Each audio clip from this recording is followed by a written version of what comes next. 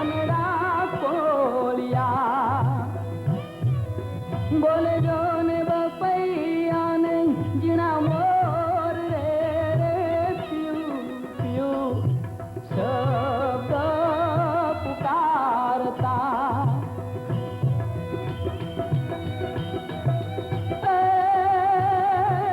आयूर है नहीं मर तोर रे रे के जोरे संदेशो वधा सामने तेज के जोरे संदेशो वधा सामने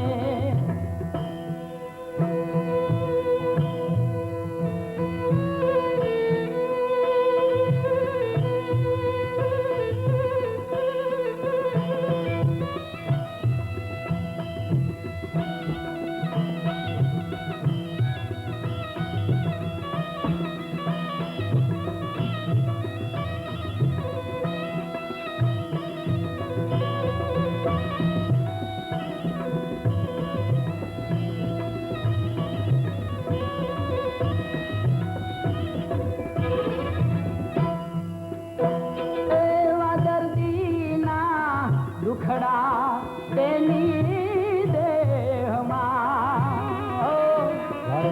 सेवा दर्दीना दुखड़ा तेनी देहमा दर्द तो सयानो के जाई रे बोले लाने हरीनो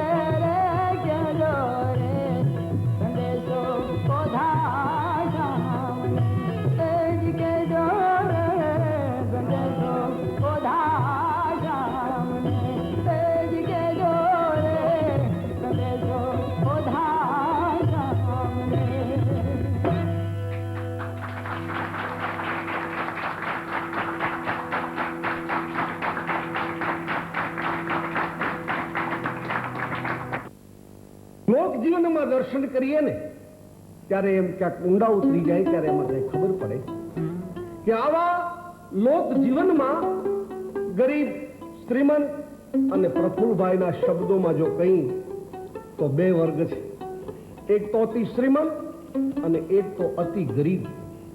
શ્રીમંત એમ વિચારે છે કે ભૂખ નથી લાગતી શું કરીએ, અને ગરીબ એમ વિચારે છે કે ભૂખ લાગે છે શું કરીએ. વિચાર હરખા. પણ આવા ગરીબ ગરીબ માણસો એ પરિશ્રમ કરી મજૂરી કરી શ્રીમંતની ટીકા નથી, પણ શ્રીમંતોને વિચારવું જોઈએ કે પરિશ્રમ થોડો જરૂરી છે શરીરને સારું રાખવા માટે. આવા ગીતમાં જ્યારે ક્યાંક ઊંડા ઉતરી જાય ત્યારે ગીત એમ કહે છે, ગીતમાં થોડો ઠપકો છે, ગીતમાં ક્યાંક હાસ્ય છે, ગીતમાં ક્યાંક કટાક્ષ છે અને ગીતમાં ક્યાંક મીઠો ઠપકો છે. આવા મજૂરી કરવા જ્યારે નીકળી જાય અને મજૂરી કરવા નીકળી જાય ત્યારે ઈ જો પોતાના પતિમાં આળસ હોય તો આળસ કેવી આળસ, એ આળસમાં કાંઈ કામ કરી શકતો નથી અને પોતે તાગડધીના કરે છે.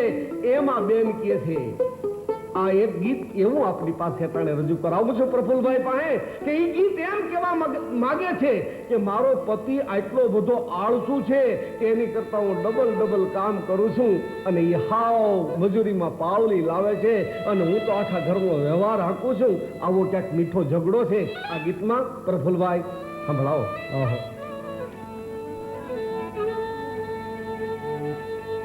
કે સવાબ શેરનું મારું એ દાતરડું લો,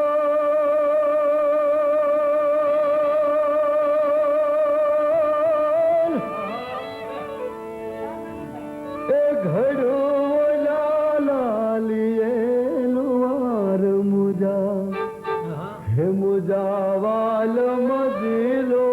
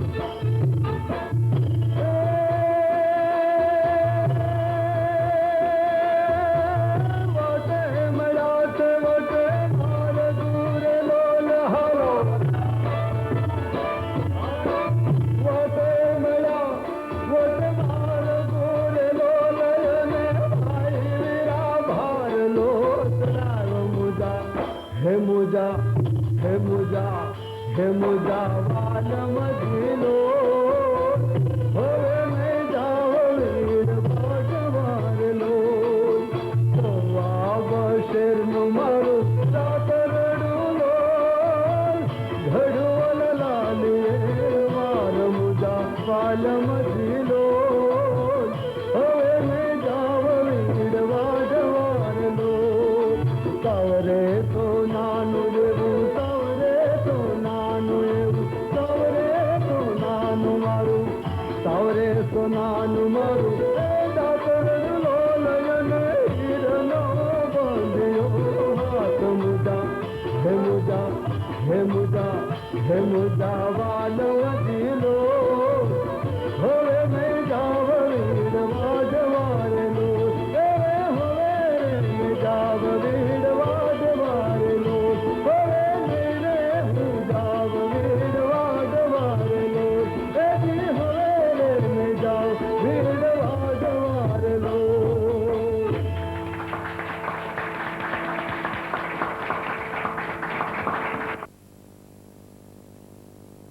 આહા મજા આવી ગઈ. અમારા લોક સંગીતની જો મજા હોય તો આજ આમાં વાતું આવે, આમાં ગીત આવે, આમાં હાસ્યરસ પણ આવે. એટલા માટે સાબુદ્દીનભાઈ આજ તમને વિનંતી કરું, બાપા ડાયરાને હુવાણ કરાવો. અરે હુવાણ નહીં પણ હુવાણના ઢગલા કરાવો. અને ઈ તો અમારી આ મજા છે કે આજ સાબુદ્દીનભાઈ જેવા ગુજરાતી ભાષાના અહોભાગ છે, ગુજરાતીના અહોભાગ છે કે સાબુદ્દીનભાઈ જેવા વિદ્વાન માણસ આજ અમારી વચ્ચે બેઠા છે. અને હવે હું તમને કહું છું, સંભાળજો, ચોકતા હોય ચોકઠા બહાર નીકળી જાય છે અને આંખમાંથી આંહુડા ડળક ડળક પડવા માંડશે અને હસતા હસતા પેટમાં દુખે. આવા આજ કલાકાર આપણને મળ્યા છે તો આપની પાસે આવે છે સાબુદ્દીન રાઠોડ.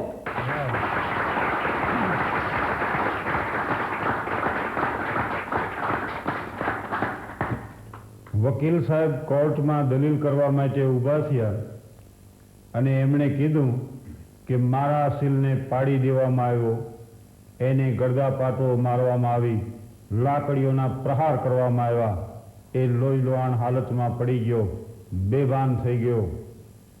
અસીલ એ વખતે મંડ્યો રોવા કોર્ટમાં. તે મેજિસ્ટ્રેટ કે તમે અત્યારે કેમ રોવો છો? તો કે મને આટલો બધો માર્યો. આ સાહેબે કીધું તોય મને ખબર પડી. એટલે અત્યારે બાલકૃષ્ણ દવે અમારા મુરબ્બી છે, પણ એને પરિચય આપ્યો તોય મને ખબર પડી કે આપણામાં આટલા બધા સદગુણ છે. જીત પર હસતો રહ્યો અને હાર પર હસતો રહ્યો, ફૂલની શૈયા ગણી અંગાર પર હસતો રહ્યો. હે મુસીબત એટલી જિંદા દિલીને દાદ દે, તે ધરી તલવાર તો હું ધાર પર હસતો રહ્યો. હળવી ક્ષણો છે અને આપણે સમાજના બધા સ્તરની એક એક વાતો લેતા જઈએ અને શુભ શરૂઆત તો ભાઈ પ્રધાનોથી જ થાય. નેતા, હા નેતા. અને આમ ખરેખર તો આ બોલવું, ભાષણ કરવા અને ઉદ્ઘાટન કરવા એના સૌથી વધુ શોખીન કોઈ હોય તો આ નેતાઓ. આ માઇકનું ગુંગળું બાળ્યું નથી ને બસ શરૂ થયા નથી. ટોપી શી ખબર ગમે એ લુગડાની સીવડાવતા હોય અને ગમે એમ ઇસ્ત્રી કરાવતા હોય, પણ એનો આમ ખૂણો લાગે ને તોય લોહીનો ટચિયો ફૂટે. ટોપીનો ખૂણો અહીં પીડ્યો હોય, આમ આડું ડોકું નાખ્યું હોય, માપ બહારના જબા.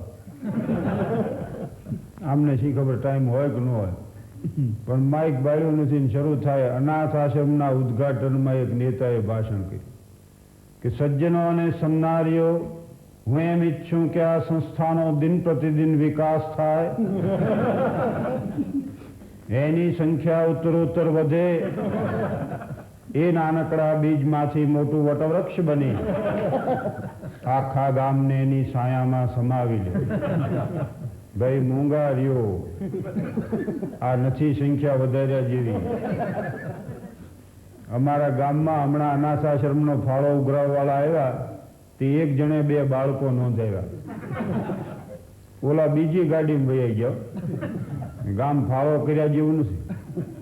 એટલે પ્રવચનના આવા શોખીન અને ઉદ્ઘાટનની તો શું વાત કરવી. ઘણા તો જબ્બાના ખિસ્સામાં કાતર લઈને ફરતા હોય કે અચાનક ઉદ્ઘાટન કરવું પડશે ક્યાંક, અને એ લોકો પાસે કદાચ કાતર ન હોય. જેવે એક નેતા જાત જાતના ફંક્શનોમાં, અધિવેશનમાં, મિટિંગમાં હાજરી આપી આપીને થાકીને લોજ થઈ ગયા, અને તોય એક લગ્નમાં તો જવું પડે એમ જ હતું. એના સગા હતા એટલે, અને અહીંયા બેઠા બેઠા આમ સોફામાં જ હોઈ ગયા પાછા. લગ્ન વિધિ તો લાંબી આવી. 2 વાગ્યે વરઘોડિયા આમને પગે લાગવા આવ્યા ત્યારે જબકીને જાગ્યા, પણ સડપ દઈને ખિસ્સામાંથી કાતર કાઢીને છેડા છેડી કાપી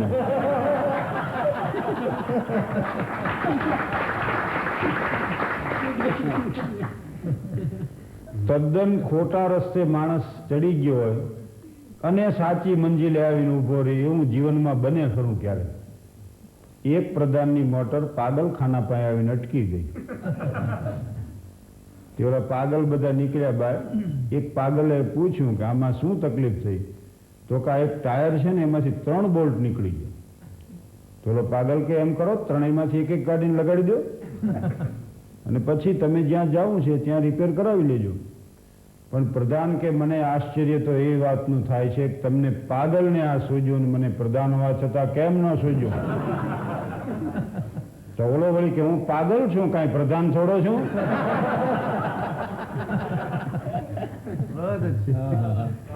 અને પ્રધાન એક આવ્યા ઉદ્ઘાટનમાં, 25-30 માણસો આમાં ગયા, બધારો બધારો એમ કરતા લઈ આવ્યા વાદ્ય ગાજ્ય. પણ હવે એટલા માણામાં શેરીનું કૂતર્યું, શી ખબર ગમે એ ભાવનું વેર રહી ગયું હોય, આટલા માણસમાં ગોતીને પ્રધાનને પગે બચકું ભરીને ભાગી ગયું. હવે અહીં તો બધાને ઠપકો દીધો ને એ કોઈએ ધ્યાન ન રાખ્યું ને આપણા મહેમાનને કૂતરું કરી ગયું ને.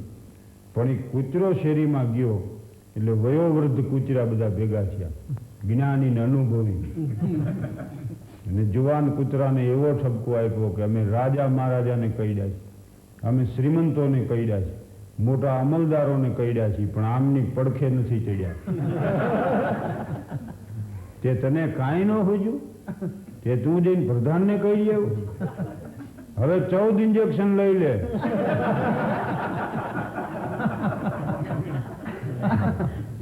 નહીતર મરી જઈશ ભાષણ કરી કરી. હવે તું મરી જાય એનો વાંધો નહીં, પણ અમને હારે લેતો જઈશ, કારણ કે તું ભાષણ કરીશ તો સામે ઓડિયન્સ જોશે. કૂતરાએ માન્યું નહીં, કર્યો હોસ્પિટલમાં દાખલ. ડોક્ટરને ભાડે ત્યાં તો ભાવ ભાવ કરીને કઈડવા દોડે, નર્સને ભાડે તો પૂંછડી પટપટાવીને લડવું છે.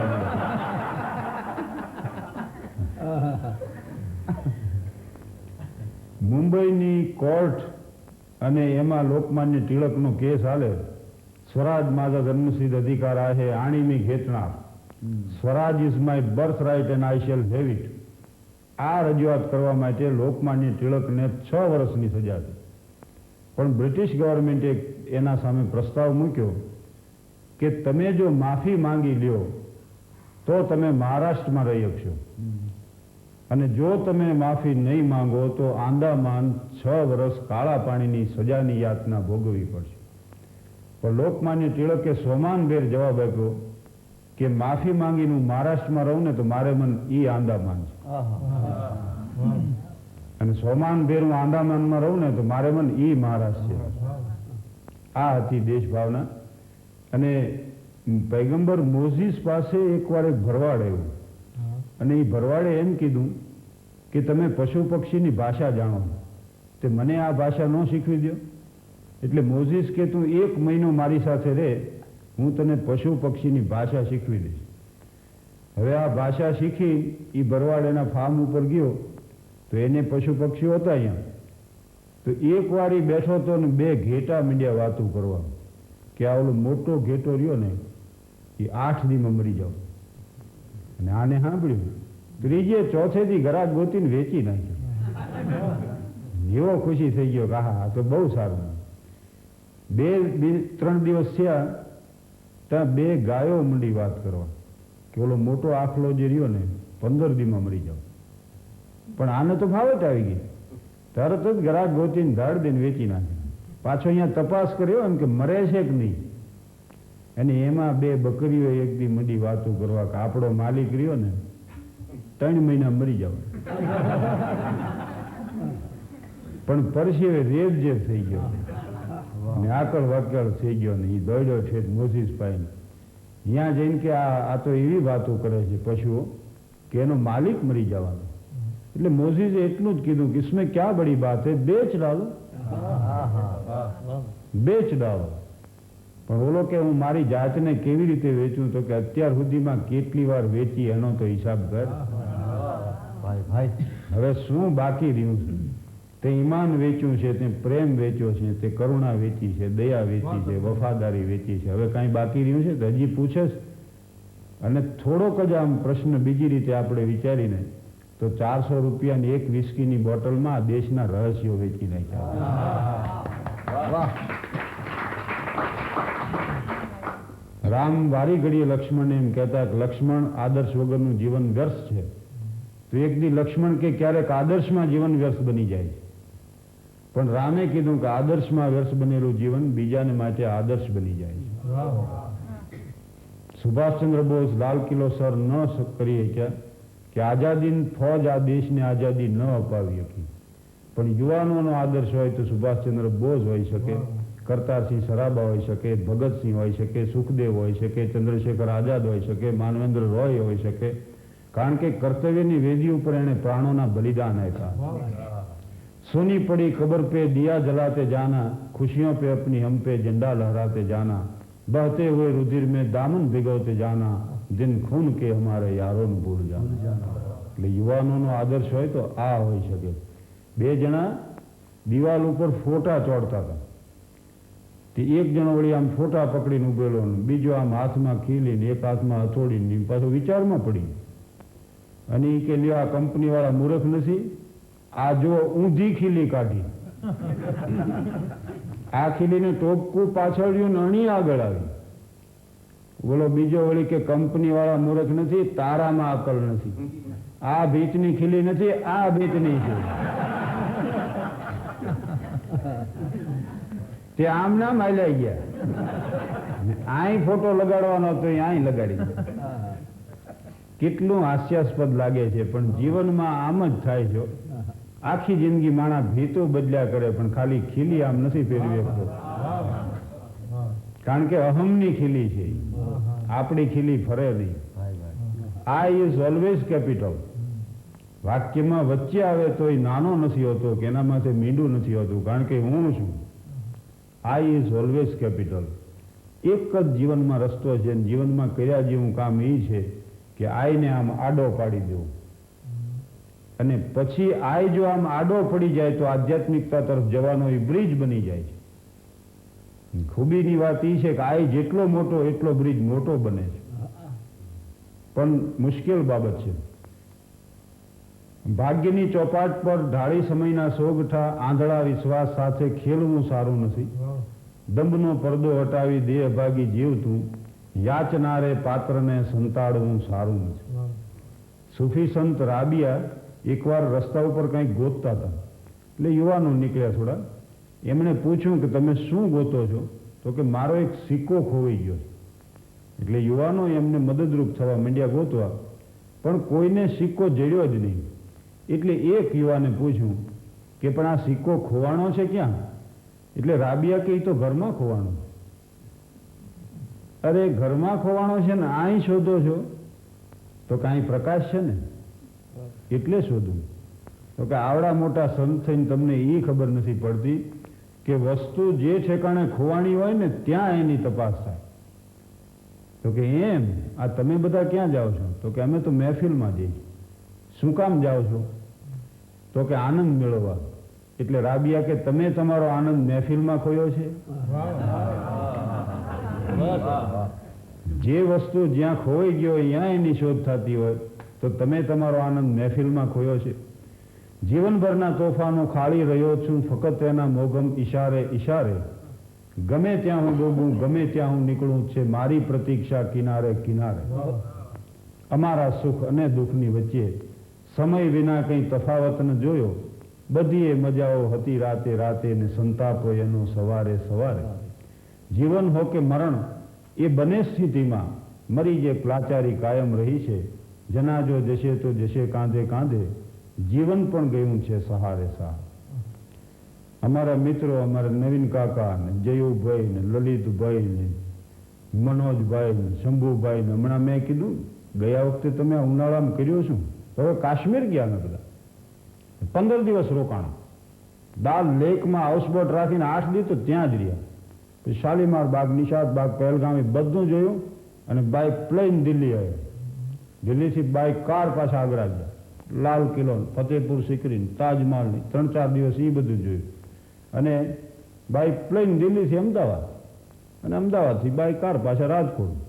મેં કીધું અત્યારે શું કરો છો? તો કે અત્યારે એના હપ્તા ભરી છે.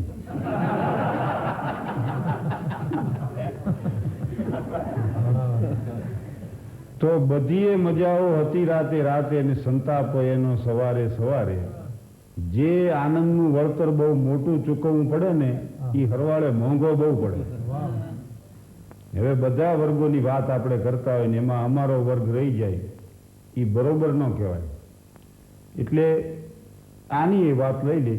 અમારો જે વર્ગ રહ્યો ને શિક્ષકોનો વર્ગ, આ એક શિક્ષકને એવો આગ્રહ કે કાંઈ પણ વિદ્યાર્થીઓને સમજાવવું તો એના ઉદાહરણ આપવા.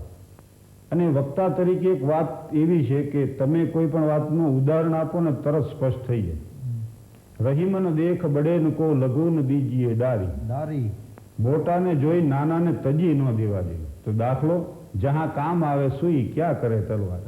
સોની જ્યાં જરૂરત હોય છે ને ત્યાં તલવાર કામ નથી કરી. દાખલા તરીકે જબ્બો ફાટી ગયો હોય તો 100 હોય તો એનાથી હાંધી શકાય. પણ હવે જબ્બો ફાટી ગયો એને તલવાર ન ઉતારાય ખીચીએ.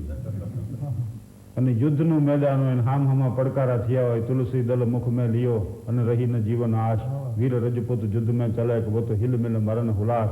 એ હામ હામા યુદ્ધમાં પડકારા થયા હોય તો ભલે ને ગોદડા સીવવાની હોય પણ કંઈ હો લઈને ન દોડ્યું જવાય કે દીકરા હાલ્યો હોય પિતાશ્રીમાં કાણું ન પાડી દઉં તો આ માની. અને ઘણી વાર એવું બને કે નાના માણસોને બીજા પાડી દે અને શક્તિશાળી હોય એને ટેકો આપવા જાય. ઉદાહરણ, જો નાનકડો દીપક જો પ્રજ્વલિત હોય ને તો પવન એને ઓલવી નાખે અને મોટી આગ લાગી હોય તેને ફેલાવી દે ચારે પર. એટલે આ ઉદાહરણથી વાત સ્પષ્ટ થઈ જાય. એટલે શિક્ષક વર્ગ લેતા હતા એમાં એને એક ઉદાહરણ આપ્યું કે હું રસ્તા પર જઈ રહ્યો હતો એવામાં ભેંસોનું ખાડું લઈ એક ભરવાડ સામે મળ્યો. ભરવાડે દંડા વડે ભેંસને મારવા માંડી. આ કરુણ દ્રશ્ય જોઈ મારું કોમળ હૃદય દ્રવ્યું છું. મેં તેને આ દુષ્ટ કૃત્ય કરતો અટકાવ્યો તો આ કાર્યમાં મારો કયો સદગુણ પ્રગટ થયો ગણાય? તે છેલ્લી બેન્ચમાંથી એક જણો ઉભો થઈને કે માતૃ પ્રેમ સાહેબ. અને થાય આવા અનુભવ. મેં કીધું એકવાર ઇતિહાસનો હું પિરિયડ લેતો હતો. એમ તો હર્બર્ટ સ્પેન્સરે એમ કીધું છે કે માનવીય ઇતિહાસમાંથી એટલું જ શીખવાનું છે કે માનવી ઇતિહાસમાંથી કંઈ શીખ્યો નથી. તો મેં પૂછ્યું કે આ સ્વાતંત્ર્ય સંગ્રામના ભારતીય સેનાના સેનાનીઓ કોણ હતા? તે અમારે મનુ મકવાણા છેલ્લી બેન્ચમાંથી ઊભો થઈને કે સાહેબ કોઈક જાણ ભેદું હોવા જોઈએ. એટલે આ જાણ ભેદું આમાં ન હાલે, ક્યાંક ખાતર પડ્યું હોય એમાં હાલે. અને આ વકીલોનો વર્ગ છે, ડૉક્ટર સાહેબોનો વર્ગ છે. પણ હમણાં એવું થયું ઓપરેશન થિયેટરમાંથી એક દર્દી ભાગ્યો ને હોસ્પિટલવાળા બધા વાંહે દોડ્યા. પાછો એને પકડી આવ્યા કે તું શું કામ ભાગે? તો કે નર્સ એમ કહેતી હતી કે એપેન્ડિક્સનું ઓપરેશન તદ્દન માઇનોર છે, હાવ સામાન્ય છે, આમાં ગભરાવાની કાંઈ જરૂર નથી. તો ઓલા કે આ સાચી વાત છે, એમ જ છે, પણ કે મને નહીં એ ડાક્ટરને એમ કહેતી હતી.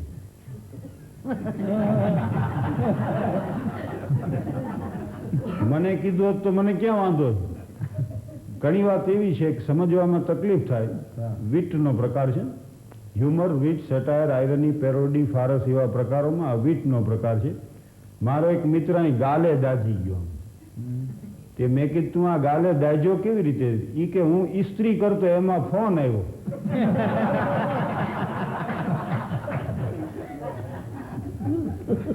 એક વધુ ઉદાહરણ લઈ લે. આ તો સમજદાર વર્ગ છે. ડૉક્ટર સાહેબે એક ફોર્મ ભર્યું નેમ ઓફ ધી પેશન્ટ ને એજ ને નેમ ઓફ ધી ડિસીઝ ને કોઝ ઓફ ધી ડેથનું ખાનું હતું ને એમાં ડૉક્ટર સાહેબે પોચે સહી કરી દીધી. આપણે વાત તો વકીલની કરવાની. અમારે ગામડામાં તો હવે કેવા કેસ હોય, પણ પટેલના 2 કુટુંબો, એ 2 કુટુંબોને પાછા બળદો 15-15, 17-17 જોડી. એકવાર બન્યું એવું કે એક કુટુંબનો બળદ બીજો કુટુંબના સભ્યો કોક હાંકીને જતા રહ્યા. હવે ઓલા કે આ બળદ અમારો છે ને આવડા કે આ બળદ અમારો. કોઈ વાતે એનો ફેંસલો ન થાય. હરવાળે એ કોર્ટમાં કેસ ગયો. તે મેજિસ્ટ્રેટ સાહેબ બહુ વ્યવહારુ હતો. એ કે આવી મામૂલી બાબતમાં કેસ કરવાની જરૂર નથી, તમે ચોકમાં લઈ જઈને બળદને હાંકી મૂકો, જેના ઘરે જઈને ઊભો રહેશે એનો હશે. તો ઓલા ખોટો વકીલ હતો ને તોય ઊભો થયો ને દલીલ કરી કે સાહેબ તો પછી ન્યાય બળદે આપ્યો ગણાશે.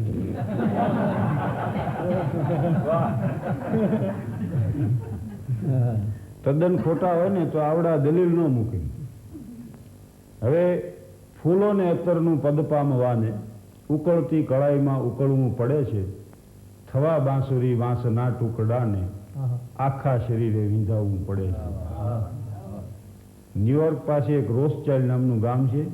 ત્યાં જગતનું ખ્યાતનામ મેયો ક્લિનિક છે. એના પ્રવેશ દ્વાર ઉપર એક સુંદર વાક્ય લખ્યું છે કે જગતને ઉપયોગી હોય એવું કાંઈ પણ તમે મેળવી લ્યો, પછી તમે જંગલમાં હશો ને તો જગત ત્યાં પહોંચી જાય છે. પણ માણસ શાંતિથી વિચાર કરે જગતને ઉપયોગી હોય એવું કાંઈ પણ ખરું.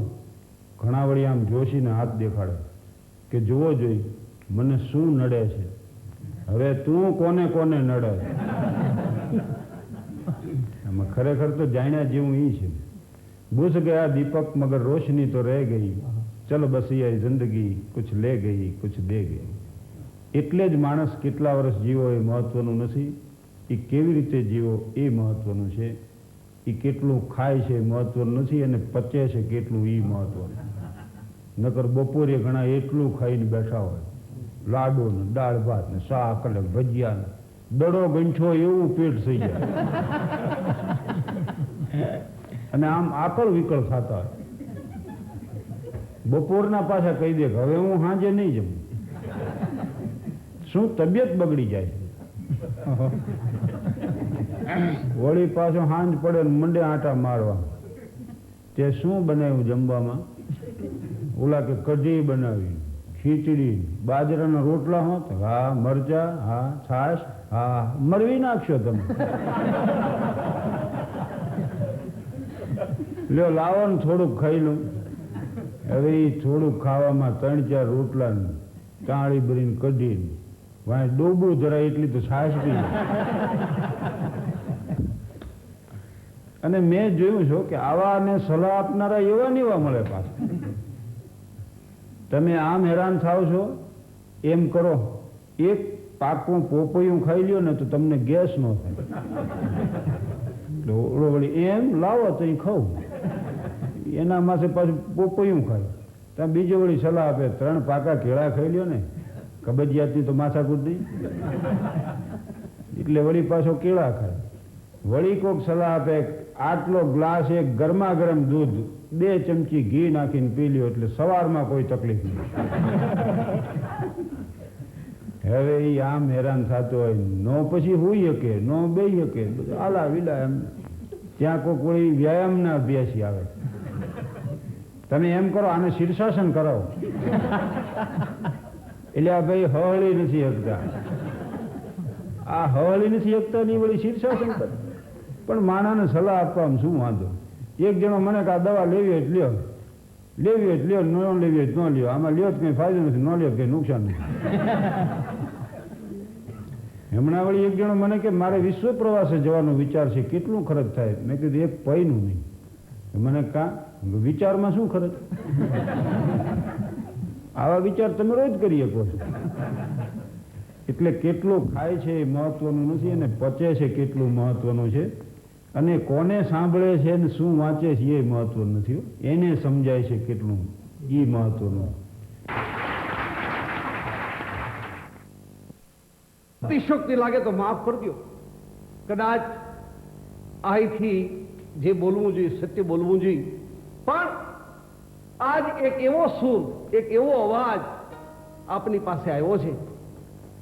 અતિશોક્તિ એટલા માટે મેં કીધું કે ગુજરાતી પિક્ચર લાખો ફુલાણીમાં મારું એક્ટિંગ હતી, મારું કામ હતું.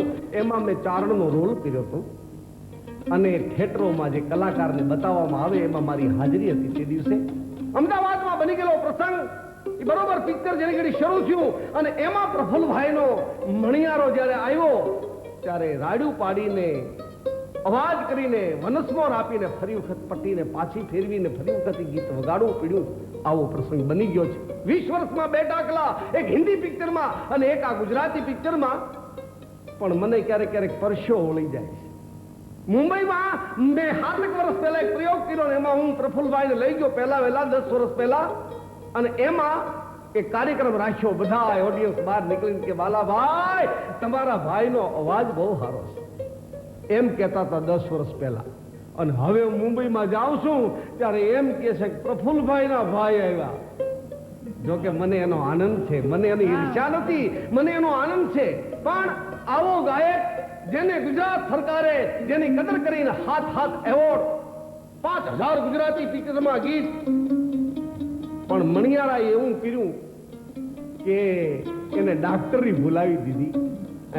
ડાક્ટરી ભૂલાવી દીધી મણિયારાએ. શું કામ? હું તો એમ કહું છું કે મણિયારાએ ડાક્ટરી ભૂલાવી દીધી. નકર આજ પ્રફુલ્લભાઈ ડોક્ટર હોત, પણ પેલું જ ગીત મણિયારો અને એ એવો છવાઈ ગયો અને એક પછી એક ગીત આવવા મળ્યા.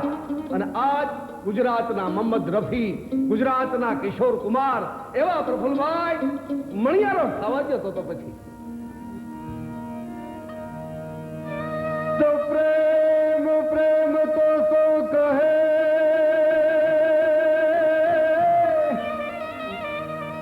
પ્રેમ પ્રેમ તો સૌ કહે, આ દુનિયામાં પ્રેમ ન જાણે કોઈ. જો જાણે તો પછી જગતમાં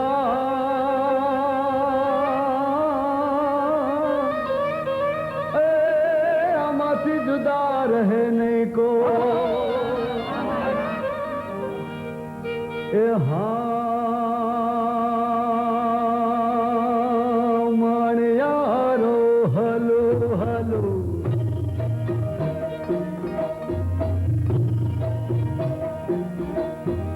મણિયારો હલો હલો, તેરે વિયો રે મારો મણિયારો રે હલો હલો, તેરે વિયો હે મુજા દરડા ઉદાસીમાં હોય રે ખેલ મુજો એ હાલારી મણિયારો કે ભેણ મુજો પરદેશી મણિયારો.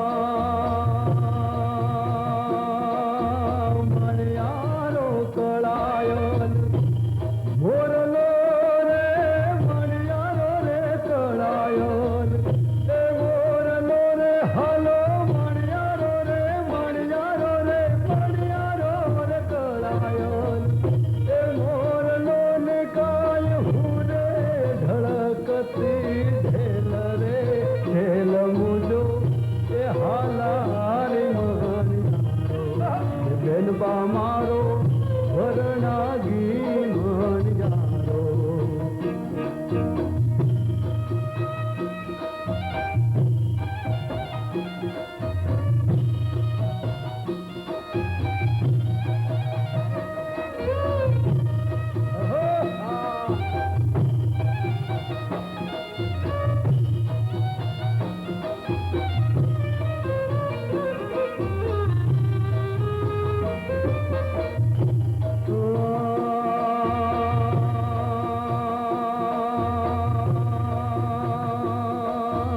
મણિયાળી ગોરી તારી આખડી રે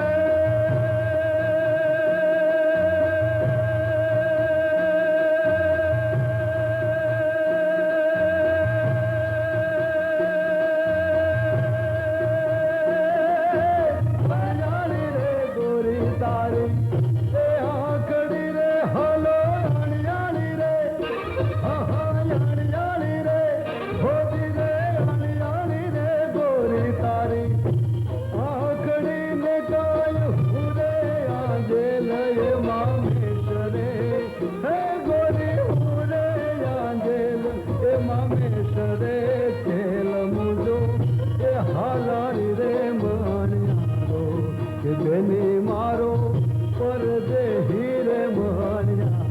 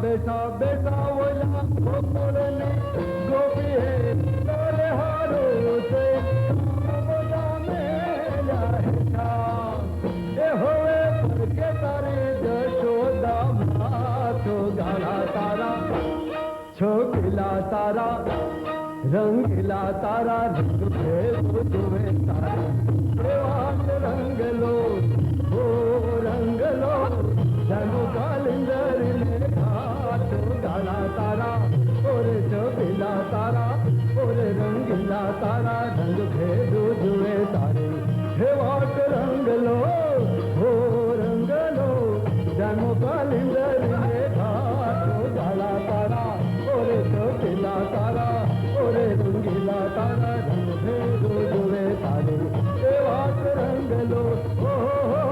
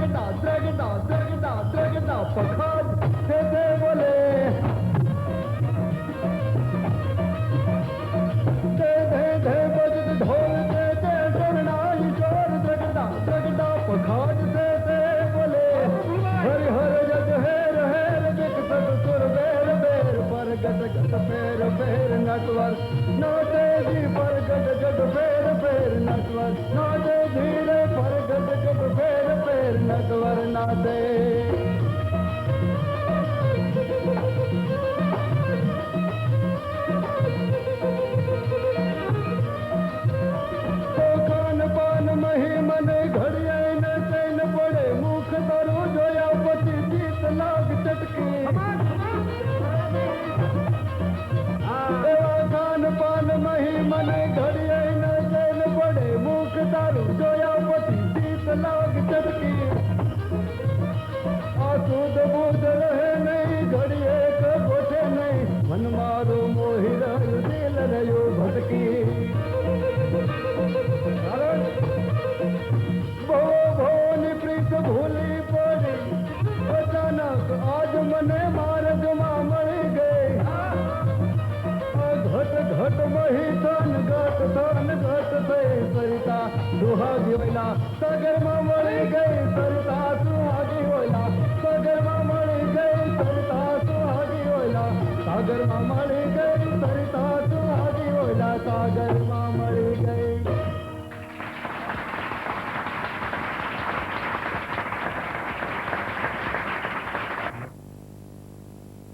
લોક સંગીતમાં જુદા જુદા પ્રકાર છે ભજનનો પ્રકાર જુદો લોક સંગીતમાં આ પ્રકાર જે છે ને એને જો જોઈ તો દુઆછંદનો પ્રકાર જુદો હોય ભજનનો પ્રકાર જુદો હોય એમ હાલડાનો પણ એક પ્રકાર છે એ હાલડા દ્વારા સંસ્કાર રેડાતા હતા ક્યાંક હાલડામાં રમૂજ આવે ક્યાંક હાલડામાં માણસને બાળકને શક્તિ આપવાની વાત આવે ક્યાંક હાલડામાં એને ઠેકડી કરવાની વાત આવે એમ જશોદા માતા હાલડું ગાતા હતા અને કાનજીને હુરાવતા હુરાવતા કહેતા હતા કાનજી મહારાજને હુરાવતા હુરાવતા કહેતા હાલા વાલા હાલ ખમા તુને રે ઘણો ઘનશ્યામ ને હાલા ગાઉં આ સજવારી તો રેલમ છેલમ કામ કરે નહીં કોઈ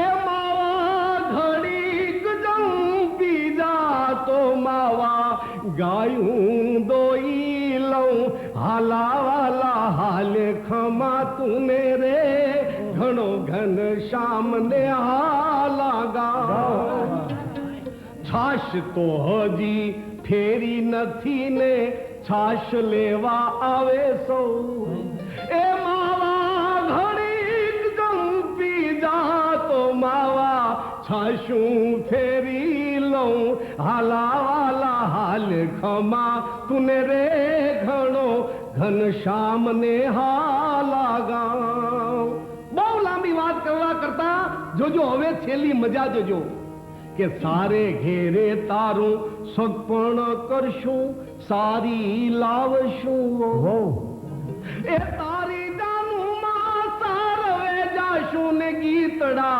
ગાશે સૌ હાલા વાલા હાલ ખમા તુને રે ઘણો ઘન શ્યામ ને હાલા ગાઉં તારી વહુ રસોયું કરશે શેરો પૂરીને શાકરે એ ભેળા બેસીને આપણે જમશું ભેળા બેસીને આપણે જમશું તાણું કરશે ઓ હાલા વાલા હાલ ખમા તુને રે ઘણો ઘનશ્યામ ને હાલા ગાઉં આ જશોદા માતાજીએ કૃષ્ણ મહારાજ માટે હાલોડું ગાયું હતું પણ મારે તો તમને એવું આજ હાલડું સંભળાવવું છે કે હિન્દુસ્તાનનો વહા મહાન વીર પુરુષ કે ધન કુખ જવાય નીન જા શિવાજી જલમાં હતા તલવાર કેરી ધાર પર હિન્દુ ધર્મને રાખ્યો હતો પડકાર કર્યો એને પૂતને મરજે સમર મેદાનમાં હમ દેશની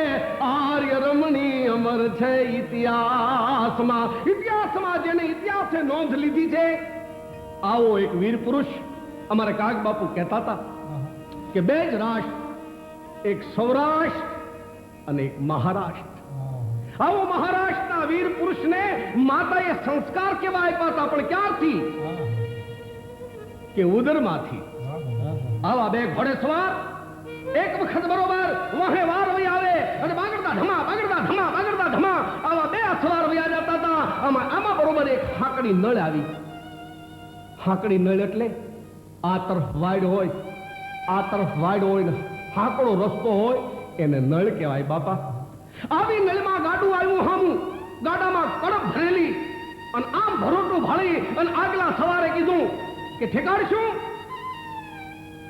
આગલો સવાર કે ઓહો આ ક્યાંથી ઠેકાય કે નથી હિંમત હાલતી હટી જાઓ બરાબર 5 ડગલા પાછું ઘોડાને લઈ અને આમ પડખામાં જે એડી મારી નહીં પણ બગાસ ધમ કરીને ઘોડાને ત્યાં ઠેકડો માર્યો અને બીજા અસવારને શરમ થઈ કા આગલો સવાર ગયો ને હવે હું નો જાઉં તો ભૂંડો લાગે એને ઘોડું ઠેકાડ્યું ઈ બગડતા ધમા ઈ 85 ગામનો પલો